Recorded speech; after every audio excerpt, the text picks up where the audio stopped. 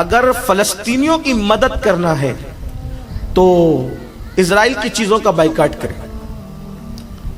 میں بالکل یہ کہہ چکا ہوں، کہتا رہوں گا، کرنا بھی ہمیں. لیکن ایک بات آپ سے کہوں، اسرائیلی چیزوں کا بائیکاٹ کرو گے نا تو وہ معاشی طور پر کمزور ہوگا، ہمیں یہ بالکل کرنا ہے. لیکن اس سے بڑی ایک بات اور، اس کی چیزوں کے بائیکاٹ سے پہلے اس کی تہذیب اور اس کے کلچر کا بائیکاٹ کرنا ہوگا. کیونکہ معاشی طور پر اس کی چیزوں کا بائیکاٹ کرو گے تو وہ پیسے کے اعتبار سے کمزور ہوگا، توجہ کرنا. لیکن اس کے جو دوسرے دوست لوگ ہیں، خوف ہے کہ وہ مال دے کر اس کی مدد کر سکتے ہیں، اس کو پھر کھڑا کر سکتے ہیں. ہمیں کرنا ہے بائیکاٹ، لیکن اس کی تہذیب کا اگر بائیکاٹ کرو گے تو جو اسرائیل ایسے صفحے ہستی سے مٹ جائے گا جیسے عبارت لکھ کر کے بچے ربر سے مٹا دیتے ہیں، اس طرح مٹ جائے گا. اس کی تہذیب آپ لے کر چل رہے ہیں میرے بھائی. فلسطینیوں سے محبت ہے نا، فلسطینیوں سے آپ تہذیب لے کے چل رہے ہیں. داڑھی منڈانا کس کی تہذیب ہے؟ جھوٹ بولنا کس کی تہذیب ہے؟ پوچھو نا اللہ کے رسول سے. صحابہ نے پوچھا یا رسول اللہ کیا مومن جھوٹ بول سکتا ہے؟ آقا فرماتے ہیں مومن جھوٹ نہیں بول سکتا. تو جب مومن جھوٹ نہیں بول سکتا تو جھوٹ لائے کہاں سے؟ آپ جھوٹ لائے کہاں سے؟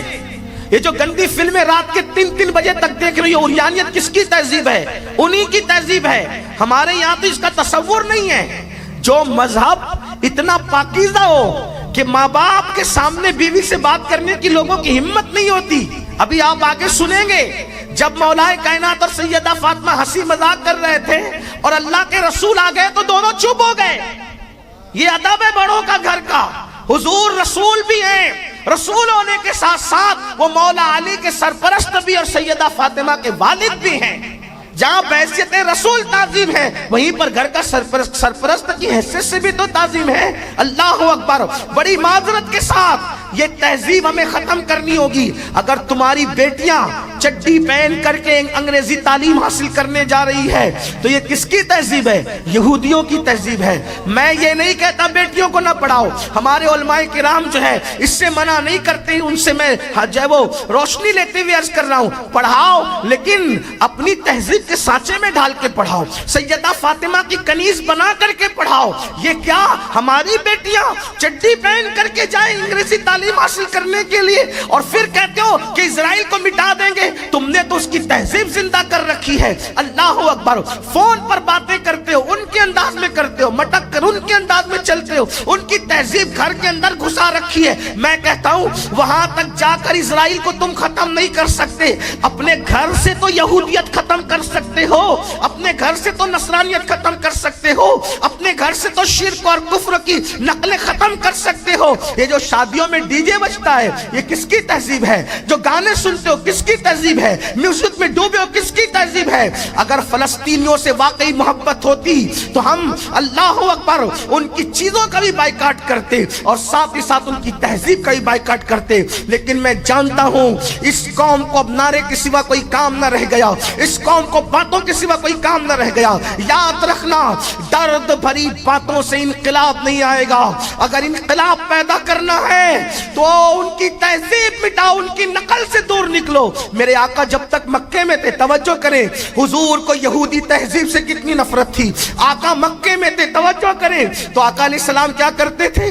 بغیر مانگ کا سر ڈالتے تھے. کنگھی کرتے تھے تو مانگ نہیں نکالتے تھے. جب مدینہ منور آئے تو دیکھا کہ یہودی جو ہے وہ بغیر مانگ کا سر ڈالتے ہیں. تو آقا علیہ السلام نے فرمایا اب ہم مانگ نکالیں گے. کیوں؟ کنگھی کرنے میں بھی یہودیوں سے مشابہت نہیں ہونا چاہیے.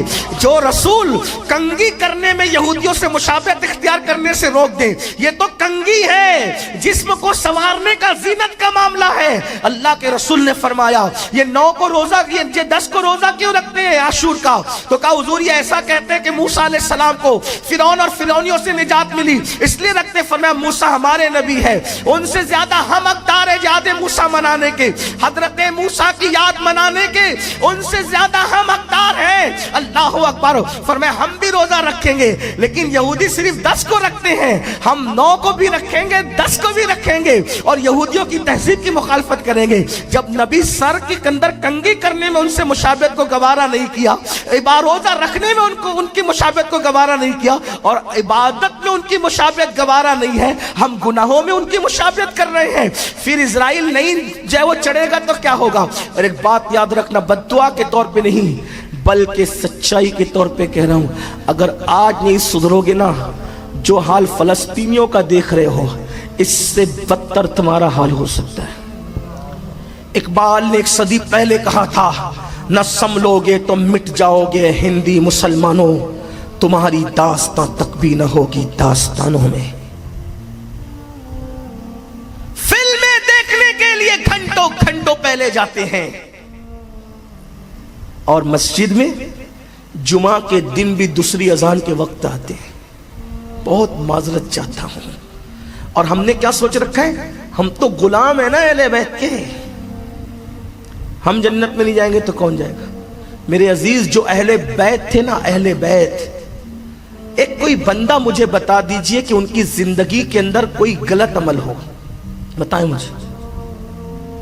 امام حسن, امام حسین, امام زین العابدین, امام محمد باقر, امام جعفر صادق, امام موسیٰ کاظم, امام علی رضا, امام تقی, امام نقی, امام حسن عسکری, سرکار غوث اعظم شیخ عبد القادر جیلانی, سرکار غریب نواز, شاہ برکت اللہ عشقی, صابر کا پاک کلیری, قطب الدین بختیار کاکی, محبوب الہی نظام الدین اولیاء, شیخ احمد رفائی, اسی طریقے سے سیدی رزق اللہ شاہ بابا, اسی طریقے سے سیدی غلام علی شاہ سرکار. اور ایک بات آپ کو بتاؤں, میں نے جب دادا باپو سے سنا کہ فضل ماں اتنی متقی تھی, احمد باپو نے اشارہ کیا کہ فضل ماں اتنی متقی تھی, تو میں سوچ میں پڑ گیا, 1400 سال کے بعد جس کی بیٹی اتنی متقی ہو فضل ماں کی شکل میں, اس سیدہ فاطمہ کے تقوی اور پرہیزگاری کا عالم کیا ہوگا.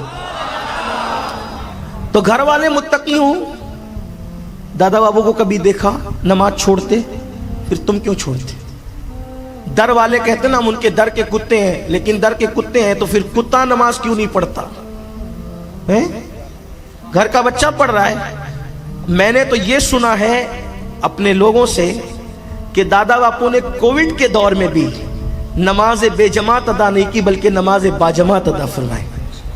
کووڈ میں بڑے بڑے اہل تقوی کی جماعتیں تر کو بھی جمعہ چھوٹے ہے نا, لیکن یہ مرد کلندر جس کو آپ اپنے لیے آئیڈیل مانتے ہو, انہوں نے جماعت بھی نہیں چھوڑی. ہم کہاں ہیں؟ نماز چھوڑ کر کے ہم سنی کیسے بننا چاہتے ہیں, نماز چھوڑ کر کے ہم قادری کیسے بننا چاہتے ہیں. بڑی معذرت کے ساتھ, قادریت تمہاری گنڈا گردی اور تمہارے نعروں سے نہیں ملے گی. قادریت جب تک غوث پاک نہ چاہیں گے تمہیں عطا نہیں کریں گے. بڑی معذرت کے ساتھ میں تو لوگوں کو یہ کہتا ہوں, جس دن ہم سچے قادری بن گئے انشاءاللہ اپنے پیر میں کانٹا بھی نہیں چبھے گا. جس دن ہم سچے قادری بن گئے ٹھوکر لگے گی, ہم نہیں گریں گے. جس دن میں گرتا ہوں اس دن سوچتا ہوں کہ شاید میں نے کوئی ایسا کام کیا ہے کہ غوث پاک نے میری طرف سے توجہ ہٹا لی ہے, کیونکہ مجھے غوث پاک کی بات پہ یقین فرماتے میرا مرید گرتا ہے, توجہ ٹھوکر لگتی ہے تو میں ہاتھ پکڑ کر اس کو گرنے سے بچا لیا کرتا ہوں. آپ کیا سمجھتے ہو قادریت کو؟ سب رسومات رسومات رسومات. آج فلسطینیوں کی مدد اتنی کر رہے ہو نا, صرف اتنی کہ وہ فوٹوز وائرل کر رہے ہو فیس بک پر, یوٹیوب پر, اور جو وہ واٹس ایپ پر, اتنی بہت بڑی خدمت کر رہے ہیں. میں کہتا ہوں اس سے کیا ہوگا؟ کوئی مدد ہوگی ان کی؟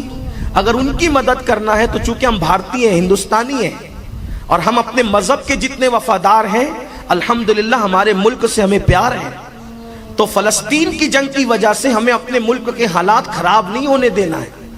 روڈ پر آ کر چلم چلی نہیں کرنا, بلکہ اگر فلسطینیوں کی مدد کرنا ہے تو مسجدیں بھر دو, 5 وقت مسجدوں میں بہاریں آ جائے, اور گڑ گڑا کر کے دعا کرو کہ اللہ فلسطینیوں کے لیے آسمان سے مدد نازل فرمائے, کیونکہ فلسطینی آپ کی دعا کو نہیں سن رہے ہیں. تو اللہ کے رسول فرماتے ہیں جب تم مومن کے پیٹھ کے پیچھے اس کے لیے دعا کرتے ہو تو تمہاری دعا کو وہی مقام حاصل ہو جاتا ہے جیسے حاجی کی عرفات میں دعا رد نہیں ہوتی, تو مومن کے پیٹھ پیچھے جو دعا کی جاتی ہے اس کی وہ دعا رد نہیں ہوتی.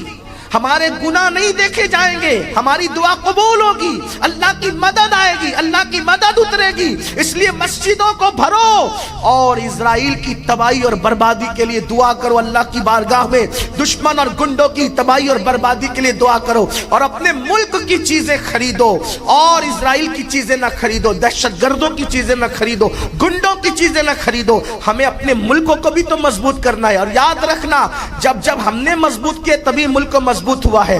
تاج محل سے ہم نے سجایا، لال قلعے سے ہم نے سجایا، بھول بھلیا سے ہم نے سجایا، یہ ہندوستان کو سونے کی چڑیا ہم نے بنایا۔ ہمیں پھر ملک کو مضبوط کرنا ہے، اس کا حصہ بننا ہے۔ یاد رکھنا، اس کی طرف توجہ کر